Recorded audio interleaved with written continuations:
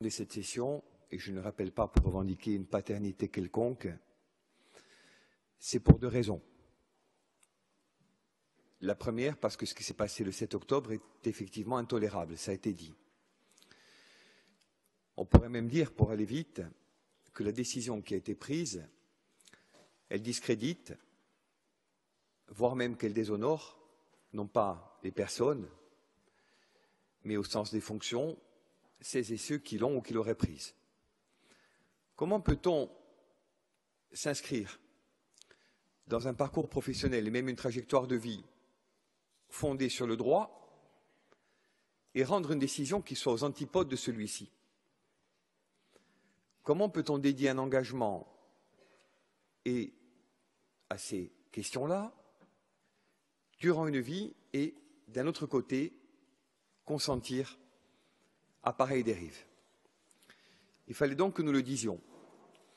Mais l'objectif pour le groupe que nous représentons, ce n'était pas de dire ce que toutes et tous nous avons dit et répété pour des dizaines, peut-être même des centaines de fois. L'idée, rapidement, c'était que nous puissions le dire ici et ensemble. Ici, parce que c'est le cœur battant de la démocratie corse et le haut lieu presque sacré de notre point de vue des institutions de notre pays. Ensemble, parce que les sujets sur lesquels nous sommes en désaccord sont trop nombreux pour que sur celui-là, au moins, et tant d'autres, je l'espère, nous exprimions une convergence claire et sans provocation aucune, non pas à l'endroit des Corses, qui connaissent notre point de vue, non pas à l'endroit de l'opinion française ou internationale, qui a certes et peut-être besoin de l'entendre de nouveau. De notre point de vue et surtout à l'endroit de l'État. Et ça m'amène à un deuxième point très rapide. Qu'est-il en train de se passer? Faut-il feindre de considérer que la décision intervenue emprunte au questionnement du droit ou bien qu'elle repose sur d'autres éléments? En me tournant vers les familles, les collectifs, celles et ceux qui se battent depuis des années, voire même des décennies, je pense qu'il est temps que nous considérions ensemble un fait. Et si ce débat-là devait, entre autres choses, servir à cela, il aurait été et il sera, je le crois, utile. Et aussi durs que soient les constats et les mots, je voudrais néanmoins les évoquer et les prononcer. La stratégie de l'État profond consiste à emprisonner ces gens pour le reste de leur vie. On peut ne pas être d'accord, mais cette conviction, nous la portons de façon tellement profonde que je ne peux pas, en notre nom, ne pas l'exprimer ici. Et parce qu'il est question que ces gens croupissent en prison pour le reste de leur vie, parce qu'on ne peut combattre et vaincre que ce que l'on est en capacité d'identifier et de nommer, il faudrait que nous puissions nous entendre sur cette idée que de décision en décision se dessine de façon imperceptible mais résolue une stratégie et non plus une hypothèse qui est celle de la prison à vie, de la perpétuité réelle. Un certain nombre de termes ont été employés et nous les rejoignons. Et je terminerai à ce stade en disant deux choses. Ça, c'est révoltant. Parce qu'on ne peut pas accepter, dans une démocratie qui se veut moderne et qui donne bien des leçons à d'autres pays de par le monde, que des hommes acceptent comme une sanction normale l'emprisonnement à perpétuité, véritablement. Il y a un autre point, très vite. Quand on entend ce sous-texte qui consiste à mettre en parallèle les faits évoqués avec le terrorisme islamiste,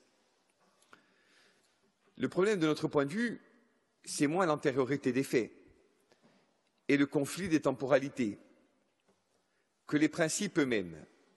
On l'a vu à l'occasion du débat sur les figettes. On le retrouve aujourd'hui. Comment peut-on accepter que l'on amalgame d'un côté un projet politique qui consiste à anéantir une civilisation et à imposer un régime global et total autour d'un fait religieux, et de l'autre, une action, une initiative, un geste dont nous avons dit le caractère irréversible et dramatique, mais qui consistait à poser en des termes largement contestés depuis une expression d'une nature complètement différente. Et il en va de ce geste comme de ceux qui l'ont précédé, de ceux qui l'ont suivi. Parce qu'on ne peut en aucun moment, que l'on soit d'accord ou pas, considérer sur un même pied d'égalité la violence politique qui s'exprime ici depuis un demi-siècle et celle qui, partout ailleurs, sous les habits de l'islamisme ou sous d'autres, s'abat avec barbarie sur des populations et des structures politiques. Alors, je conclurai à ce stade. Josepha a eu raison, même si nous ne voulons pas faire de surenchère, d'évoquer cette idée selon laquelle l'application du droit commande d'envisager y compris la libération.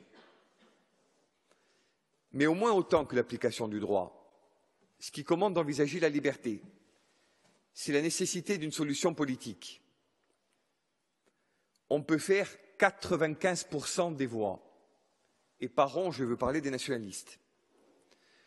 On peut être tous d'accord s'il reste des gens en prison, et notamment ceux-là pour des peines aussi longues.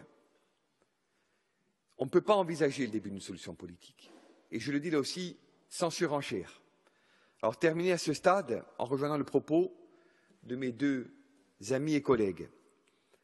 Quand on a dit tout ça, ce que j'ai dit, ce qui a été dit, ce que d'autres ont dit, ce que d'autres vont dire maintenant, mais qu'est-ce qu'on fait? Pour nous, ce débat, et c'est la motivation première et ultime aujourd'hui de la demande qui a été formulée, il doit permettre d'entrer dans un cycle. Ce cycle, les collectifs qui sont présents ici, ils le font vivre et l'animent depuis longtemps. Et je veux d'abord et d'ailleurs saluer le principe d'unité stratégique qui a prévalu récemment à Corti lors d'une conférence de presse. Puisse-t-il inspirer d'autres pas, d'autres gestes, d'autres initiatives dans les heures qui viennent? Car il est question de cela. Si nous voulons inverser sérieusement la tendance et ne pas se contenter d'un débat de plus, j'allais presque dire d'un débat de trop au regard de la gravité de l'enjeu, il faut que nous posions ensemble les modalités de la suite. Et cela, elle n'appartient ni à cette Assemblée, ni à notre groupe, ni même, ça a été dit par Laurent ou par d'autres, à ces et ceux qui ne sont pas représentés dans cet hémicycle. Elle appartient au mouvement national et au-delà à tout le peuple corse, dans la diversité de ses convictions. Et je veux croire que l'exemple que nous montrons aujourd'hui, s'il se caractérise par un vote unanime, il ouvrira la voie à autre chose. Et je l'espère de tout cœur, au rapprochement et demain à la liberté pour ces hommes et pour leurs familles. Vi ringrazio.